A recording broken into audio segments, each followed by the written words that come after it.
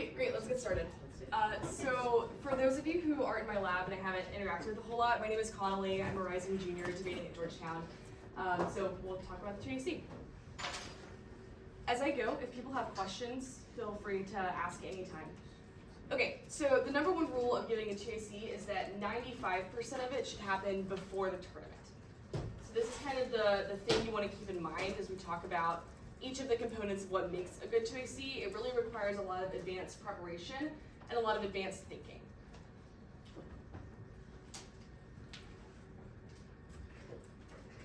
So where do I start? You should think about the 2AC from the 2AR backwards, because ultimately the speech that matters the most when you are affirmative is the 2AR. Arguments that are in the 2AC are important, but they will only win you the debate if they make their way to the 2AR. So what you should think about when you're trying to decide what things you want to say in the 2AC is what are the pieces that I need to give the best version of the 2AR, and how do I make sure that each of those are represented in the 2AC that I give. Because ultimately, it doesn't matter if you make every argument in the world in the 2AC, if none of it's in the 2AR, you're ultimately not going to benefit from that speech. So 2AR backwards is how you should think about all of this. What does that mean?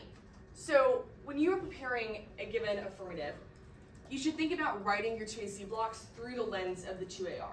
So let's say I'm preparing the injunctions affirmative that I think a couple of the labs have produced. If I'm trying to decide what my 2AC to court clog should look like, I should not just randomly assemble like a slate of arguments that one could make against court clog. Instead, I should ask myself, what is the best version of a 2AR of this affirmative versus court clog, and then how do I reverse engineer the 2AC accordingly? So what that looks like in practice is going to be different for every affirmative and every negative position. But what you really want to think about is what are the weaknesses of a given argument as it relates to the affirmative, and then how can you reverse engineer your 2AC accordingly.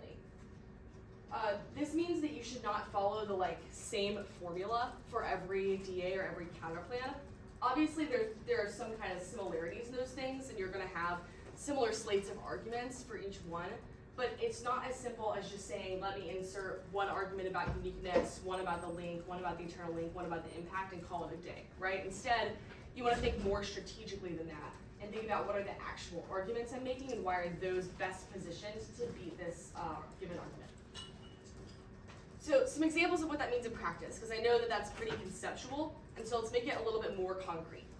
So let's say the 1AC that you've read is one big advantage, and the whole thing is about harnessing market incentives for innovation and why that's like a good thing to do. The 1NC is a cap K that explicitly rejects markets. Now, your 2AR here could, in theory, be many things. Your 2AR could be a permutation. It could be offense against the alternative. In this case, I'm going to go out on a limb and say that a permutation is not the most strategic 2AR to give in this scenario, right? Because it seems like what's happening here is they have explicitly impact-turned a very clear premise of the 1AC.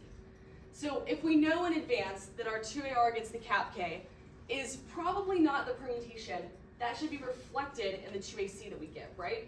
You should still make a permutation. I'm not saying don't make a permutation in the 2AC. But what I am saying is that the time that you spend and the number of cards that you read to develop an argument or the amount of explanation that you give in the 2AC should be reflected of the direction that the 2AR is going. So in this scenario, if you know that the 1AC is explicitly in favor of harnessing markets for innovation, and then they have then rejected those markets, then the 2AC should be focused on developing that impact turn to the alternative in a way that aligns with the 1AC and applies your offense. Does that make sense? You feel good about that? Okay. So a second example, let's say you're reading the Latches affirmative, which is an affirmative produced by the KT lab here. So this affirmative clarifies that proof of wrongful intent is required to invalidate patents, which you don't have to know a ton about what that means. Just that it changes a thing the court has to do when deciding these cases, right? But importantly, this is a thing that's never really used ever. And it's just a small step that the court would have to go through, right? Let's say the 1NC is the court clog TA. In this scenario, lots of 2ARs you could give, right? But the thing that probably makes the most sense is that the 1AC is not really doing anything that's going to increase the number of cases, right? It's not about increasing the ability of people to sue for patent infringement, right? It's instead just applying an additional standard for determining if someone has infringed.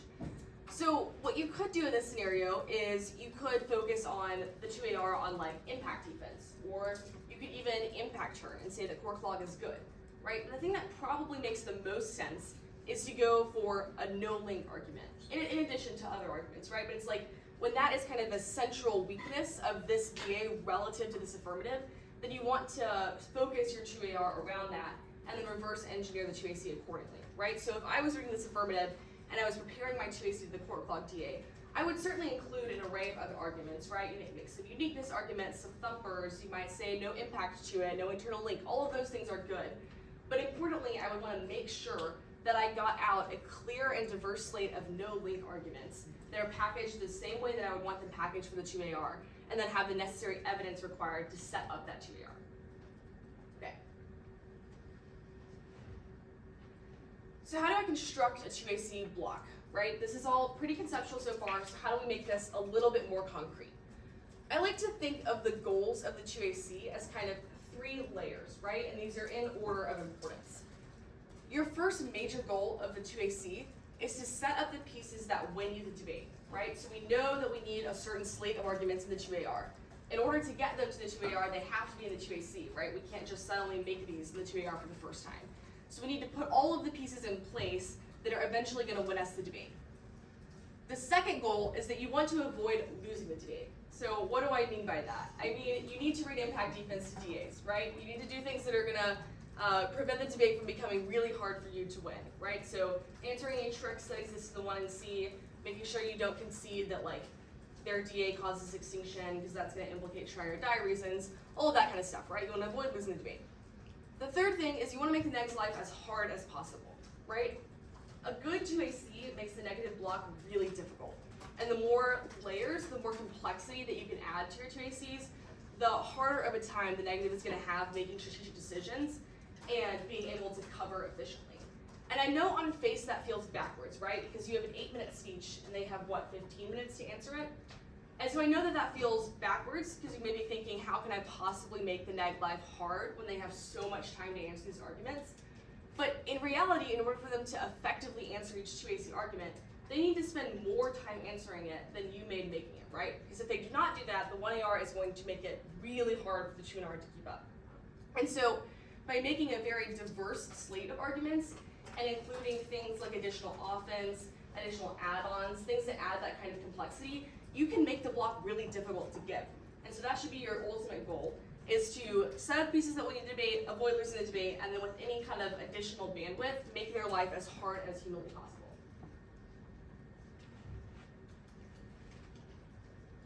Okay, so 2AC versus a DA. So your first goal is to win the debate. So this should involve kind of some of this 2AR backwards thinking. And this is the kind of thing you have to be doing before tournaments. This is not something that you can do in prep for the 2AC, right? Instead, as you're preparing an affirmative and you're getting ready to break it or read it at a given tournament, you should be thinking about all of these things in a lot of detail. So versus a given DA, what are the weakest parts of that DA relative to the AF, right? I'm sure we've all had affirmatives before that against a given DA definitely link, right? Like that sometimes that is just going to be true. And you should still say no link, right? You should still make the neg jump through all those hoops. But ultimately, if you have the best version of that 2NR versus that 2AR and you assume the best evidence set on both sides, the AF probably links to the DA, right? So in that scenario, your game plan, your kind of plan A, should not be going for a no link unless the negative just, totally fumbles that. And so instead, you want to figure out what are the weakest parts of the DA relative to the AF. Maybe it's that it links, but the internal link is kind of questionable, or the impact doesn't really seem like it's that big of a deal. And so instead, you want to game plan that 2AR around going for the internal link to the DA is a lot more contrived and is not quite as reverse causal as the internal link to the AF. And so maybe your strategy there is to go for, like, yes, AF links, but it also outweighs, and here are all the reasons why their internal link is pretty dubious and the impact is, like, questionable or whatever. So it's like this is going to be different for every affirmative and for every DA, but it's the kind of process that you want to put yourself through. And so the things that kind of inform this are, like, on the truth level, does the DA link? What does the evidence look like on some of these questions? So maybe you have a card that link turns court clog, but it's not like the best card, right? So it's like making those kinds of decisions based on the strength of the evidence that you have and the strength of the negative evidence that you know is out there, and trying to figure out how you can put all of those pieces together in a coherent story. And one thing I'll add about this is a process that largely should be spearheaded by you as the 2A, right? Because you are the captain of the aft ship. But it's also really useful to loop in other people and other perspectives. And I find that making kind of these conversations a collaborative thing with your 2N can be super helpful, right? Because they're in the weeds on the negative side of this. And you can kind of compare notes of, here are the best aft cards we have on this question. Here's the best neg evidence that exists in this question. Based on those inputs, what do we think the best 2AR is? So these are the kinds of conversations you should be having before tournaments. So second, don't lose. Read impact defense, don't drop turns case, right? It's like all these little boxes that you need to check. Does everyone understand why we need to read impact defense? Okay, just in case, the reason is like, if we can see that the impact of the DA is 100, then the amount of a no-link argument you have to win becomes much higher, right? Because you know that the DA definitely causes extinction, so it makes it difficult to go for the F outweighs. This is not like, it's not game over, right? If you don't read impact defense, you can certainly still win the debate, but it's gonna be a lot harder. So we wanna make sure we read impact defense, we check those boxes. We answer every layer of the DA to the extent possible. So maybe it's true that we have a really good no-link card, and we have a really good kind of internal link press, right? We want to read those cards, but we might also want to do some analytics that kind of get at the different components of it. So analytically answering uniqueness, even if we don't have a card about it. Analytically pulling out some of the tensions between the internal links and impact is useful. So like, for example, the politics DA, right? The 1NC is going to say X bill passes now, but it's close. Right, something that gets at the parts of that that are a little bit illogical, right? So it's like, either it passes now because people are super committed to it passing, or it doesn't, and they're inevitably going to flip and hear a bunch of thumpers that could cause that, right? So these kinds of little analytical arguments that test each layer of the DA are also really useful to have, because it allows you to set up a 2AR that goes for any combination of those things and that makes the negative life hard. So third thing, make the neg's life as hard as possible, add additional layers, add complexity. Some ways of doing this can be things like case turns the DA arguments, whether analytically or supported by evidence.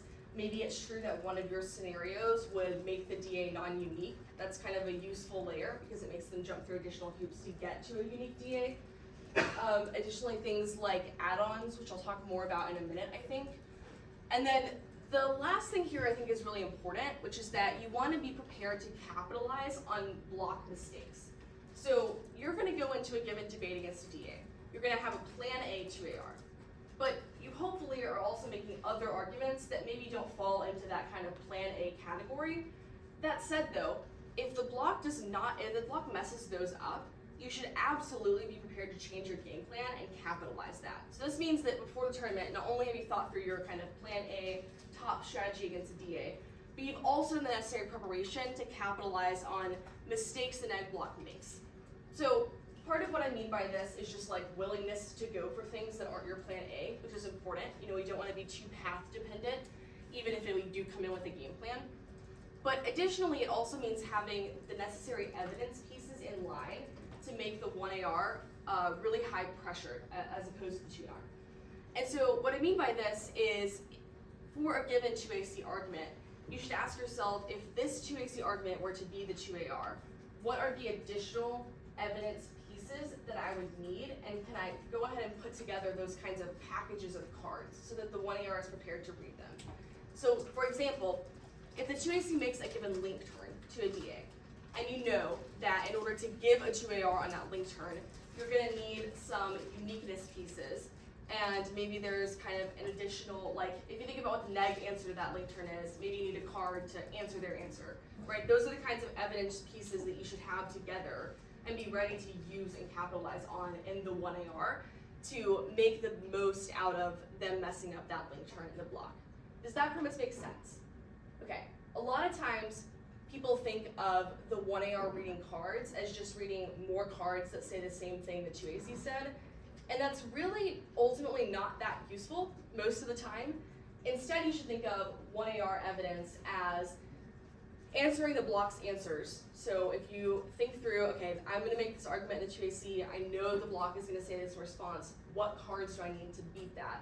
And then also making sure that you have like necessary uniqueness pieces or other components that kind of complete the full story that you would want the 2AR to tell.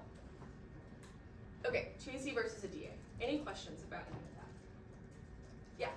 So when is it more strategic to straight turn a DA? Like what instances is that like the best idea? So there are several scenarios. One of which is if the like internal link and impact are bad, straight turning it and making them go for that is sometimes useful. Additionally, it depends on how it interacts with counter plans. So let's say a given counter plan you feel like definitely probably solves the AF, like maybe you have some deficits but you're not super sure about them, then straight turning the net benefit can be useful, right? Because it's like, yes, the counter plan solves the AF, but the reason that it's net beneficial is actually a bad thing, and you can go for a straight turn of that net benefit. An example of that for the IP topic is like, if the AF extends or expands subject matter eligibility, and you feel like you don't have a great answer to like the sui generis counter plan, then maybe what you want to do is straight turn the spillover DA, because then it's fine that the sui generis counter plan solves the AF because the reason it's net beneficial is actually bad. Does that make sense? Yeah, so there are different scenarios, but yes, I agree that's a thing you should definitely be thinking about ahead of time. And also, you know, maybe there's a given 1 in C that's super large, super complex, and you want to help simplify the debate for yourself. That also, I think, is a good case for that. Yeah. What's like a scenario in which the app manager make the decide? Sure. So I'm trying to give an example of this for the IP topic. I suppose if your claim is, if like let's say the 1AC's claim is like the eBay decision, for instance, has killed innovation, people aren't investing or whatever, and then they were to like read a DA, the impact to which is something innovation-y, right? It's like maybe your premise is that the fact that this decision exists already means that people are already not investing in this quote. So just like thinking about those interactions between those things. Sometimes this can also mean that the impact to a 1AC scenario would then make the DA non-unique, right? So if the impact to a 1AC scenario is like China expanding its influence over a certain set of countries, maybe that means that the impact to their DA is likely to already occur once China does that, right? So those kinds of examples. Yeah. You said to like think about potential 2ARs in thinking about the arguments include and prioritize in the 2AC. But like isn't the entire 2AC just potential 2ARs? Like you wouldn't be anything else. Yeah, no, for sure. And that is always a good point, which is that ultimately everything we include in the 2AC, in an ideal world, we want to be willing to go for, right? Because otherwise, why are we including it if we're not willing to extend it? So yes, absolutely, I think that is the case. I think the starting point for writing 2AC blocks is kind of figuring out what your plan A 2AR would be. So what is my ideal 2AR? And making sure that you prioritize getting those things out there. But then, yes, adding additional arguments that you would also be willing to go for on top of that is useful as well. Yeah, good cue. Okay.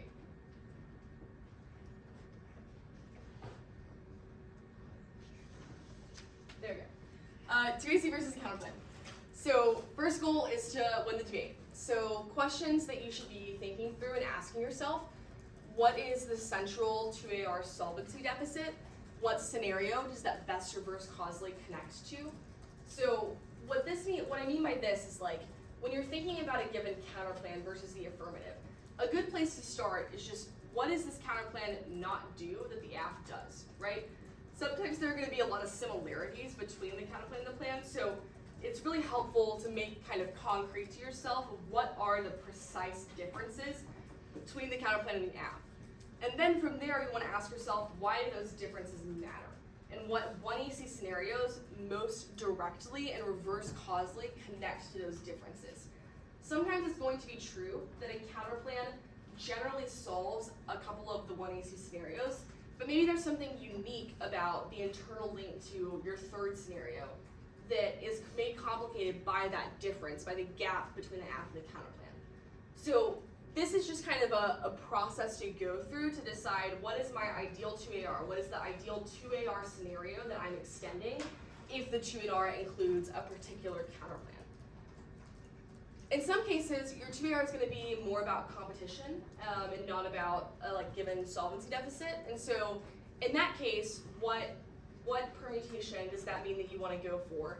And is the 2AC including offense in favor of the model of competition that permutation forwards?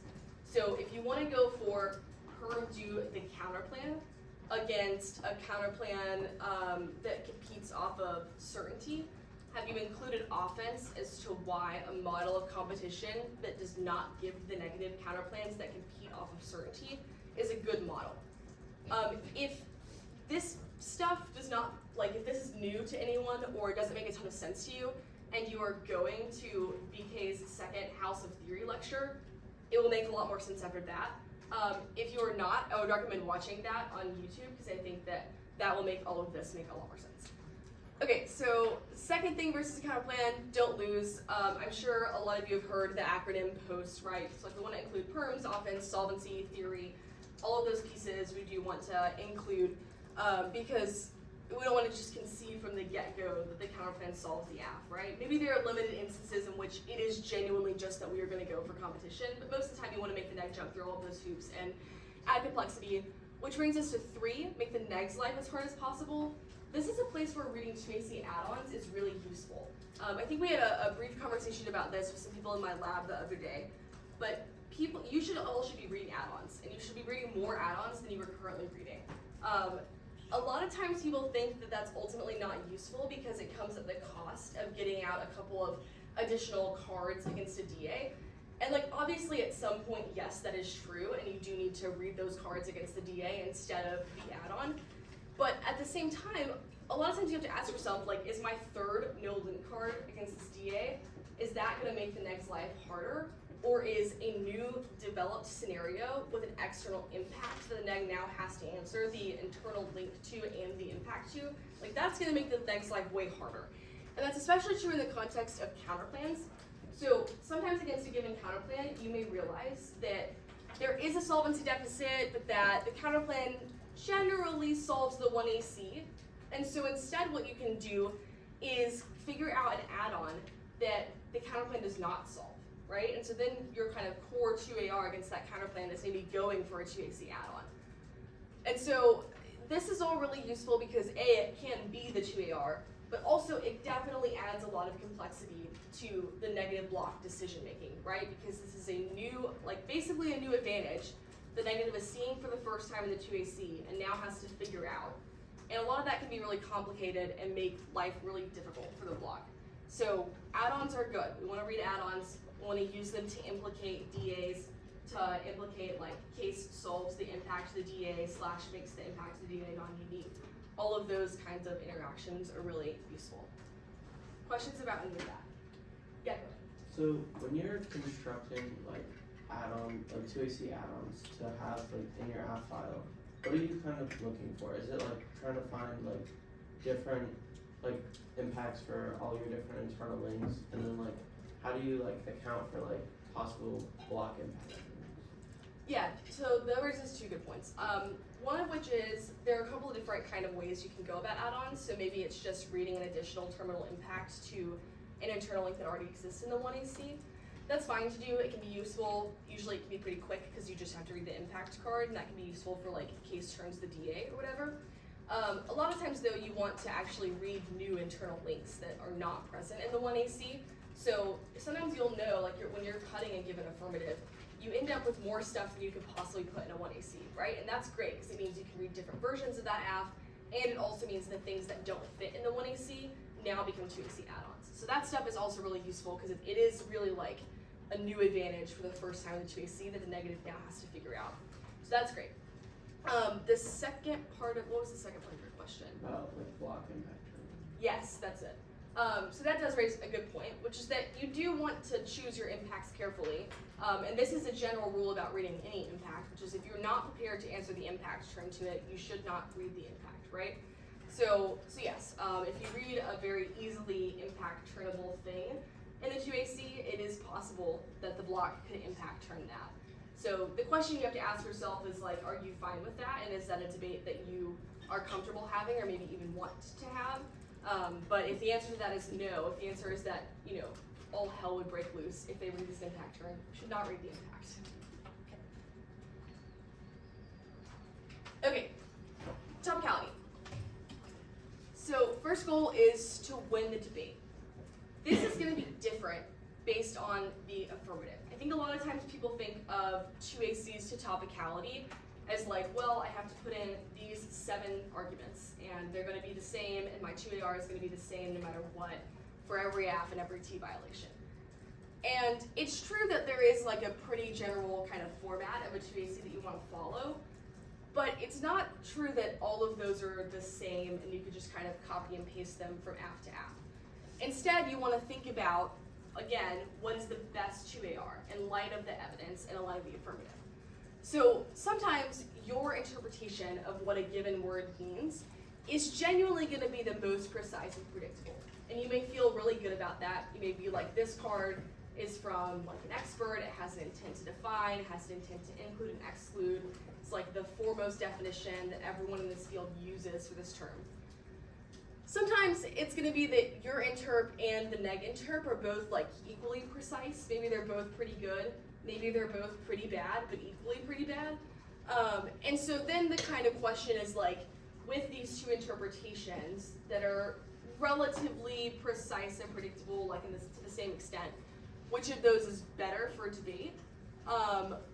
Or which of those, like the 2AR then also can center kind of a reasonability frame, which is like, these things are relatively similar. There's kind of an AF predictability / reasonability offense in favor of one. Sometimes it's going to be true that your interp is definitely less precise than negative, but is like much better for debate, and so you want to kind of structure the arguments you make around that fact and account for that being true. And so all of these kinds of questions that you should be asking yourself about how the interpretations stack up relative to each other should then inform the things that the 2AC focuses on. So like, yes, you should always include some kind of we meet. You should always say like counter-interpretation, limits, ground, whatever. But the things that you kind of focus on, the places where you're reading cards, and the like standards or like offense in favor of your interp that you're developing the most should be informed by those conclusions. So if it's true that your interpretation is the most precise and predictable, the 2AC should be talking about precision, predictability, why they outweigh, right? If it's true that your interp is not the most precise, then the 2AC should probably not be like precision is the only thing that matters, right? Because probably not going to win that one. So instead, thinking about how do these interps stack up against each other? Why is it that our interpretation beats the neg interp, even if it's not as precise, or if it's more precise, maybe worse for debate, right? It's like, be honest with yourself, account for those kinds of differences and the strengths of both argument, and then reverse engineer accordingly. Don't lose all of that, whatever. The third thing, make the neg's life as hard as possible. So sometimes you may come up with little tricky arguments that add complexity. A lot of times with topicality, these may be little like lenient arguments that are a little bit tricky, or defining words in the resolution that maybe you think implicate other words in the resolution, right? These kinds of little layers that add complexity, more hoops for the block to jump through, even if they aren't like your central 2AR. Okay, questions about topicality?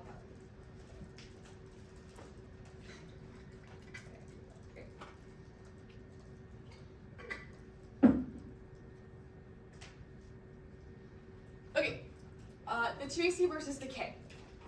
So importantly, your 2AC to critiques should not always be the same. It should change based on the AF, and it should change based on the K, and like it should change a lot.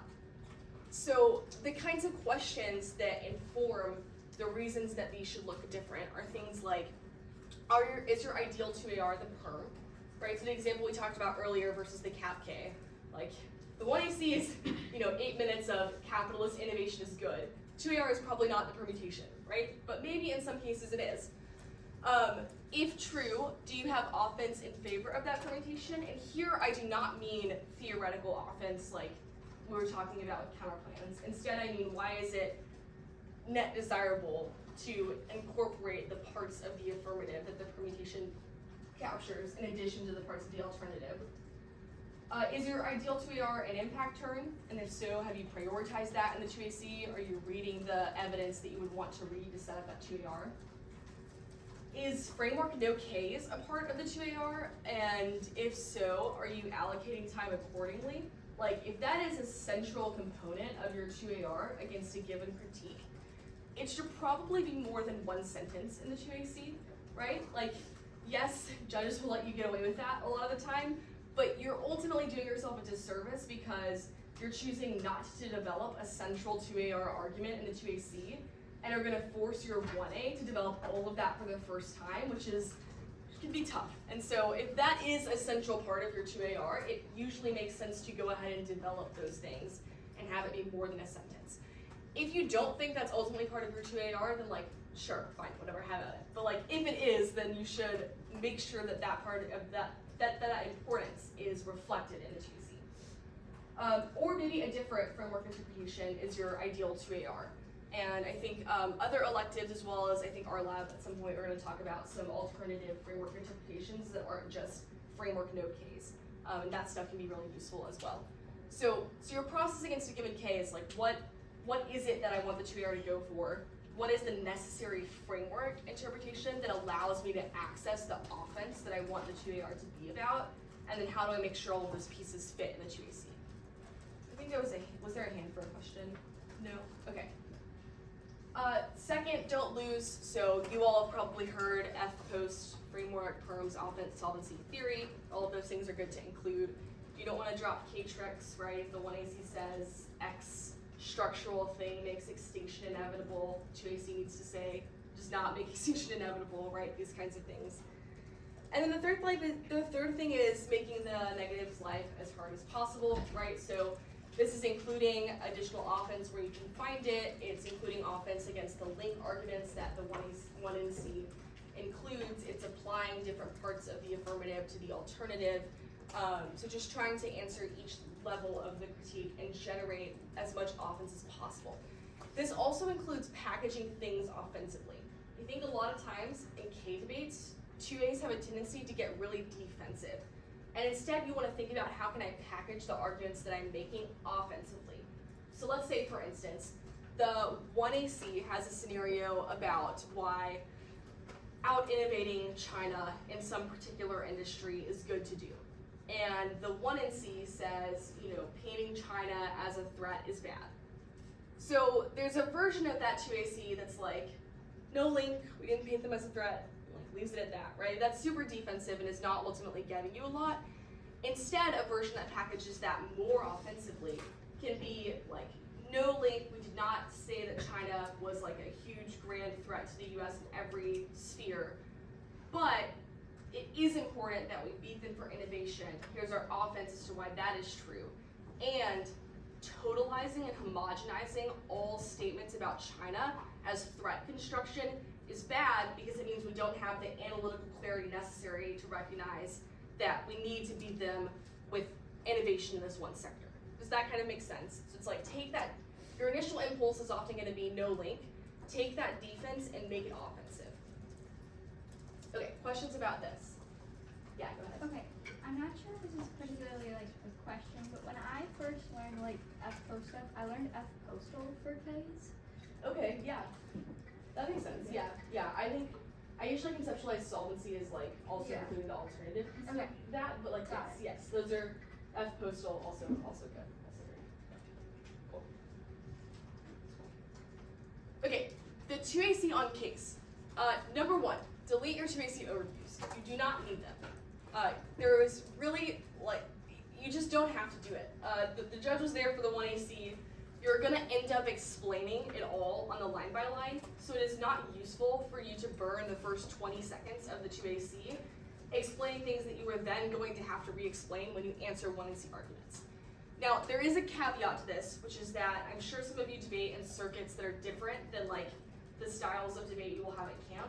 So in those scenarios, yes, read your 2AC overviews. Like if any of you are from Texas, you should read those at UIL State, all of that, right? But for camp debates and in circuits that are similar to the DDI, you do not need 2AC overviews. The only thing that you should have that takes the form of some kind of overview is flagging 1NC mistakes at the top of an advantage. So let's say advantage 1, the 1NC answers every part of the 1NC that they drop a terminal impact, right? The first words out of your mouth on that advantage should be about the fact that the 1NC has conceded that terminal impact, right? So that's the thing that's like, it's not line by line, so it's kind of an overview, but it's really you just saying, hey, they dropped this terminal impact, you know that X thing causes extinction, they can't go for the SQO, because like, we know that that's inevitably gonna cause extinction now, so just flagging that quickly at the top. After you do that, and also that doesn't just mean terminal impacts, like it could be that they concede an internal link somewhere, so that could take the form of like, conceded the internal link to pharma innovation, you know the plan is reverse causally key to getting small companies to invest in new drugs, right? Those kinds of things matter because it changes the amount of certainty that a judge can have when evaluating that scenario. So it's like, is the judge certain that X thing causes extinction, or are they certain the plan is necessary and sufficient, right? Those kinds of things are important because at the end of the debate when the judge is seeing how the advantage stacks up against the disadvantage, the kind of relative certainty differences between those two things matter. Okay, so after you do that, you want to answer the 1NC in order. So this is why flowing is really important, because you don't just want to like bumble about the arguments. Instead, you want to go in the order that the 1NC reads them in. I would recommend doing kind of an embedded clash model. I think when you're first starting out, if it is helpful for you to do the they say X, Y is like our answer, that's totally fine, and that's good if you're still trying to develop the skill set of being able to do line by line in order. Once you feel like you've gotten that down, it's useful to move to kind of an embedded clash model where you don't have to do the they say X part, but instead start with a statement that makes it evident what argument you're answering, but that saves you time. So for instance, if 1NC1 is like China war doesn't cause extinction, the way that I would signpost that for my judge is just China war causes extinction, XYZ claim, like their F doesn't assume, whatever. I say not just 1NC1, so it is fine for you to say like 1NC1, 1NC2, but that alone is hard for your judges because you don't know if they numbered the 1NC, especially if the 1NC did not number the 1NC. And also it can be easy for numbers to get off, like maybe they skip a number at some point or they write 3 twice or whatever. So it's like that can get confusing really fast. So it's fine to include those, but you should also include the thing that I just demonstrated that's like 1NC war, 1NC1, China war causes extinction, right? It's like signpost those things with an actual argument. Personally, I think at the point that you're also including the like China war causes extinction part, 1NC1 is kind of unnecessary, but it's fine to still include. So I think it's like a fine thing to have, but you should not just have that. Choose your words carefully. So what I mean here is that you want to answer the things the 1NC says. You do not have to reinvent the wheel. So if the 1NC is like, pandemics cause extinction, the 1NC reads a card that's like, no they don't because burnout, the 2AC does not need to like explain all of the reasons that pandemics cause extinction. Instead, the 2AC needs to answer the claim that burnout prevents that. So you can be like, 1NC1, pandemics cause extinction, their EV just about burnout, that doesn't assume XYZ warrants, that's 1AC whatever. So it's like including the 1AC warrants, but in a way that's just responding to the claims the 1AC made. This requires a lot of practice. 2ACs on case are not easy, and it is very easy to like spend a bunch of time there at the top and realize you've been on like the case for 3 minutes and you now have 5 minutes to answer 6 or 7 off, right? It's like, that's rough. So we want to practice this a lot, and a tip I would recommend, especially if this is something that you know you struggle with or are still like getting better at, is to integrate practice as part of your daily speaking drills. So like do your speaking drills, and then the last thing you should do is make yourself a 1NC on the case, even if it's not even finding cards, maybe it's just listing arguments or whatever. And then make yourself give a 2AC on the case. Let's see how long it takes you. Let's say you do it in 2 minutes the first time. Now make yourself do it in 1:30, right? Practice that kind of efficiency and pushing yourself to get it down. Yeah. So when you're doing embedded clash, do you sideways when you go to the next one and see argument that's just in like 1C1 and 1C2? You can. My take is that personally, I don't think 1MC1 or 1MC2 is necessary, but if you like using it and you find it helpful, then yes. How else would you make it clear that you're like, So I think in order to make 1MC1 clear or mean anything, you already need to be making a statement at the start of that argument that makes it evident what thing you're answering.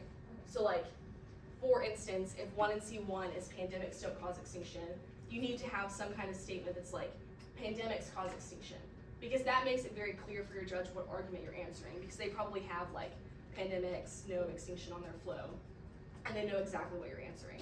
So it's fine to staple 1MC1 to that, but you probably also need to have that kind of very quick statement that lets them know where you're at. Because the alternative is just like 1MC1, burnout doesn't assume whatever, and like when you're doing a bunch of those rapid fire, it's very easy for your judges to get lost. And so instead, when you add like 1MC1, pandemics cause extinction, then the warrant, it just makes it easier for them to know where you're at. Does that answer your question? Does that help? yeah, and then like when you're going like for example 1C1 to 1C2, you would just like Yeah, so like 1MC1, pandemics cause extinction, their EV only assumes burnout, that's wrong, whatever. 1NC2, China war causes extinction. So it's like those quick little taglines that make it clear what argument you're answering. Yeah. Other questions? Okay. Cool. Okay, what if the 1NC includes a new argument? All of this so far is about preparing your 2AC blocks to things that you've anticipated or things that you know are gonna happen. So what happens when there's something that you weren't expecting? First of all, it is fine. The kind of initial impulse to panic is understandable, but don't panic because everything is okay. This really should not happen very often if you're preparing the right way. So like, yes, it may be true that it is a new argument in the sense that this team has not read this argument before, but ideally it's not an argument that you've never thought about or that you're just encountering for the first time ever. Because if you're preparing a 1AC the right way, then you should already be anticipating what kinds of things the negative could say, and you should already be in the weeds on that literature base so that you know what all of the possible neg authors are saying. When it does happen, if you've been preparing the right way, then one of two things is true.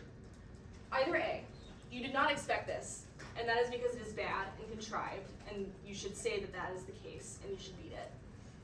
Or two, you maybe didn't expect this like exact version of this argument, but you've definitely thought about this kind of category of argument. There are some similar themes here going on, and therefore you know that you have all of the tools that you need, right? So importantly, if it's like a new counter plan, well, it's gotta be doing something different than the plan, right? There has to be some difference between these things.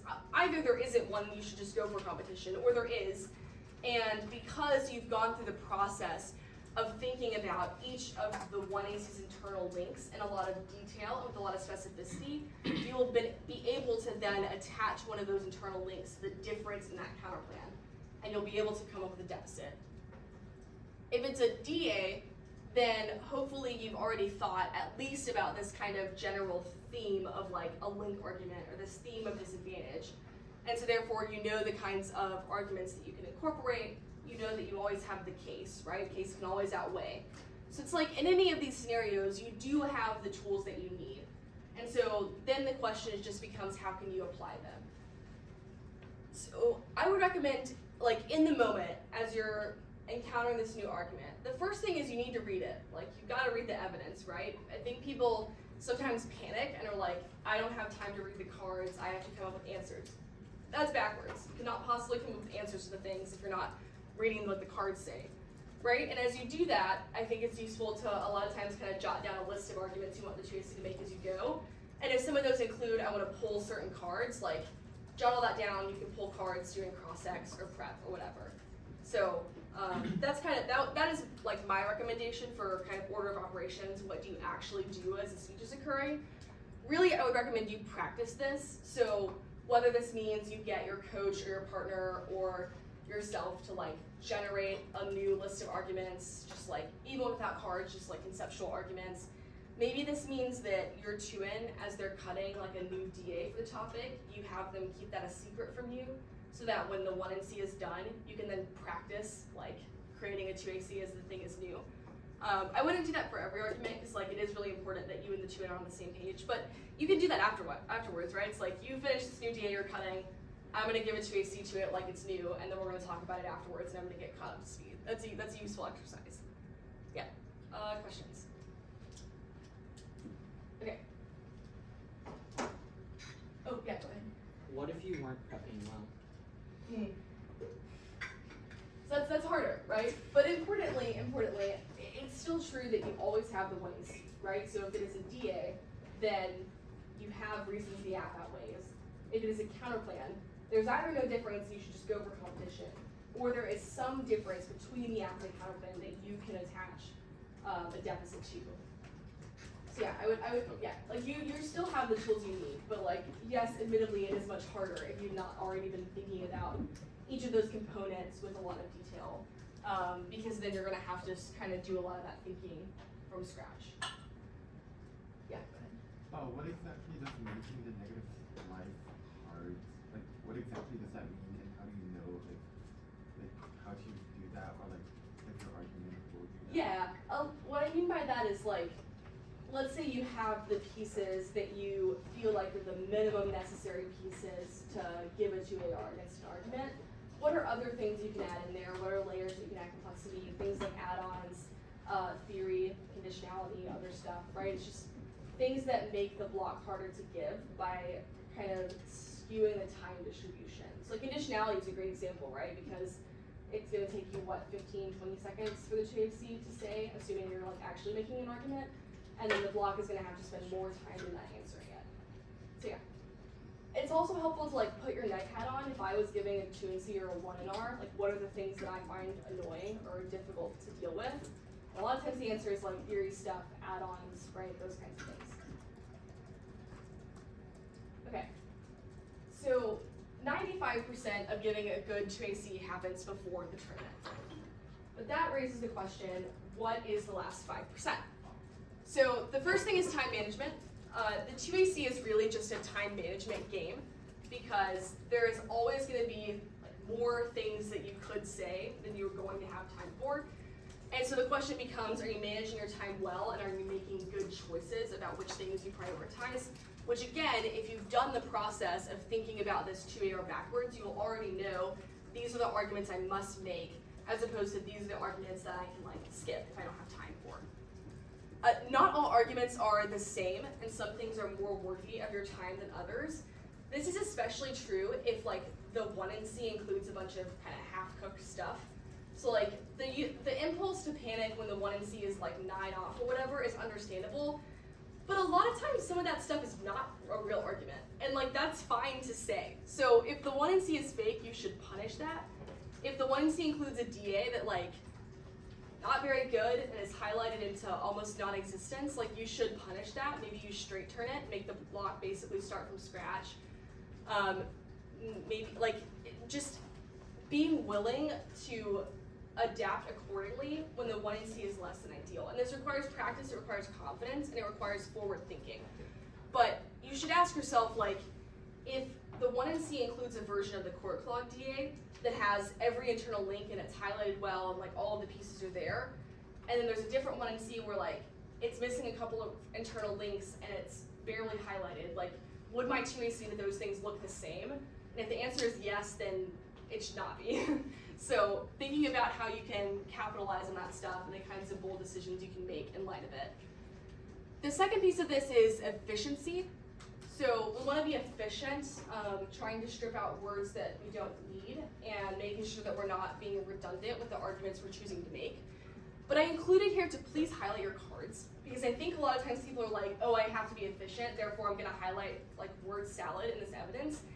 And that's actually counterintuitive, because by highlighting cards to the point that they don't say things in our actual sentences, you are basically just lighting time on fire. Like, you would not go to Google and have a random text generator generate you like 30 seconds worth of miscellaneous words and then read that, right? That would be super inefficient for you to do.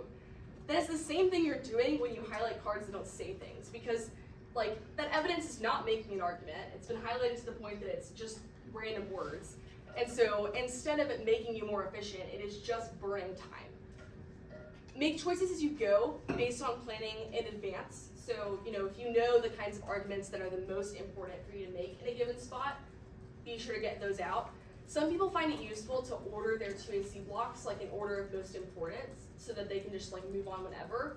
I personally don't really do that, but I do like in advance think about what are the things I'm willing to skip and what things am I not willing to skip. Change tags on the fly. So like a lot of times your tags may be super long, but you don't actually have to say all of those words. Also, it can be useful to, like in the tag of a given card, maybe you have the like 4-word sentence that you would say if you read the card, and then unbolded you have like some of the warrants, so that if you don't have time to read the card, you can then read the warrants and like make the argument analytically, if that makes sense. So it's like thinking about those kinds of things ahead of time. How can I make choices in the moment? The third thing is clarity. Clarity is really important, like always, but particularly in the 2AC when you're getting through a bunch of arguments really fast, and it's important that your judge flow all of them.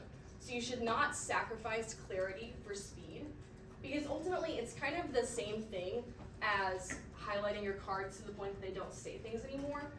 The 2AC arguments only matter if the judge writes them down their flow. So if you're spending a bunch of time saying things in a way that's so unclear your judge isn't flowing it, like you're just wasting that time, right? It's not making it to the judge's flow, it's therefore not useful and not a thing you can use to win the debate. So you should not try to go faster than you can be clear, even if that means you're like saying fewer arguments, because ultimately you're gonna get more arguments in the judge's flow, which is what actually matters. And then the fourth thing is vibes. The 2AC is a really intense speech, or it can be, so you need to bring a level of vibe to it. 2Ns are overrated. They think that they're like the best debaters for some reason, which is not true. A lot of the 1NCs they produce are bad, and you should use the 2AC to demonstrate why they are bad. So find your 2A alter ego. 2As are awesome. You have a really hard job, and the 2AC is not an easy speech to give. So come in with confidence, come in with some vibes. You're gonna do great. I think that's that. Yep. Oh, I forgot, I have a better slide.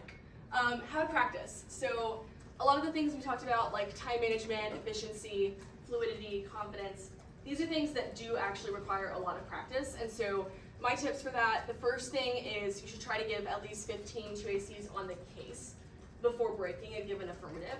So like integrating this as part of your daily drills routine is a good way to do this. Maybe you make a 1NC, you get your 2N to make a 1NC, you get a coach to make you a 1NC. And in those, you want to vary the kind of types and order of 1NC case arguments. So like maybe you have a 1NC that includes defense to every single part of the advantage in order. Maybe you also want to create one where like everything is weirdly out of order and you have to figure out how to make it coherent in light of that, because sometimes that will happen. Include, 1NCs where maybe they don't include defense to one thing, or they drop an internal link or something, so that you can practice how do I flag that at the top and make use of that, all of those things. And then you should give at least 5 full 2ACs, really more is probably ideal, before you break a given app, and you should vary those types, so you should be prepared to give a 2AC against a really big, diverse 1NC, or also against a one-off thing, so that you're prepared for any of those scenarios. And I put here, the harder you practice, the easier your actual 2ACs will be. So if you are expecting to go to a tournament where most 1NCs are going to be 6 to 7 off, your practice 2ACs should not just be 4 off, right? Because it's not going to prepare you. So instead, you should practice 7 or 8 off. Because if you're practicing at a level that is just a little bit higher than what you're probably going to encounter in a debate, by the time you get to those 2ACs, you're going to be that's it. There's not more. There's only 6 off, right? So the harder you practice, the easier your actual 2ACs will be. I think that's it. So does anyone have questions? Yeah, Noah. I guess something that is just I know the answer in my head, but it's hard to actually do is this is especially the case against 8 or 9 off, where it's I'm always told identify the threats, spend the most time on the things that are the most threatening, whatever. How, given your experience, how should I in 2AC prep, sort of like almost like mathematically figure out like the time I need to spend on each argument given the blocks, because it's really easy to like estimate wrongly and then spend too much time on something else Yeah. accidentally. No, that totally makes sense. I think as for like figuring out what the threats are, a large part of that is before the tournament. Like Right, you should right. know, knowing a given affirmative, what are the negative positions that are the most threatening, because they probably definitely link, like the internal links are real, all of that kind of stuff. As for in a given debate, I think you should order the way that you answer the off case kind of in order with that threat calculus, like generally speaking, so that you can afford more time on the things that are scarier. And then within that, I think that knowing what it is that your 2AR is, and therefore which arguments in your 2AC block are the most important, is also helpful, because then you'll be able to, on the fly, decide, I'm gonna read these 3 cards, but I'm not gonna read this last 2. But maybe I'm gonna make those arguments analytically because I know I can read evidence later, right? So yeah, and I would say the biggest thing with all of that is genuinely just practice, because developing the skill set to be able to make those kinds of decisions on the fly as you move through positions is a thing that you just have to have done a bunch. So, Okay. yeah. Okay, other questions? How do you like make your like 2EC blocks like modularized so that you can like respond to like Yeah. different versions of a decipher? That's a really good question. So first figure out what components of the DA are like modular and different. So is it true that there are several different types of link arguments they can make? So like politics, for instance, it's not always gonna be a Biden PC link, right? There are other politics links that exist. So having like, maybe you have your kind of top level like politics block that has like some uniqueness things or whatever, and then below that you have like AT-PC link, AT bipartisan link, AT floor time link, or whatever. And then same thing for like internal links and impacts. So like, yes, this is a great point. You should modularize your 2AC blocks. They should not always be the same. And as for like how to modularize, really just ask yourself, what are the things about the DA that could be different that would change my 2ACs, and then make those the parts that are modular. Yeah. Great question. Yes. When you're cramming like cut in half before a tournament, how do you balance like writing blocks or how would you balance writing blocks and doing drills? Yeah, that's a good question. So I think they're definitely both really important. By going through the process of cutting in half, you're going to know that literature base really well, hopefully. And so because of that, it should make it faster and easier to write your blocks, because those are things you've been actively thinking about as you cut an affirmative. Like as you're cutting an affirmative, you're making yourself ask and answer those questions, and that process will be a little bit faster. And yeah, I would say it is definitely important to carve out some time before the tournament to practice it. So, there may be situations where like 15 and 5 is like not an achievable number, but making sure that you set aside time to do at least a few, at least 2 or 3. Whether that's like the night before the tournament, or you setting aside the day before the tournament, I'm not going to cut any more cards, I'm just going to give speeches. Yeah. Okay, any other questions? I think it also is time to switch over. Okay, if anyone has lingering questions, feel free to find me later today. I will be around and we can chat. So yeah, cool. Thank you all for coming and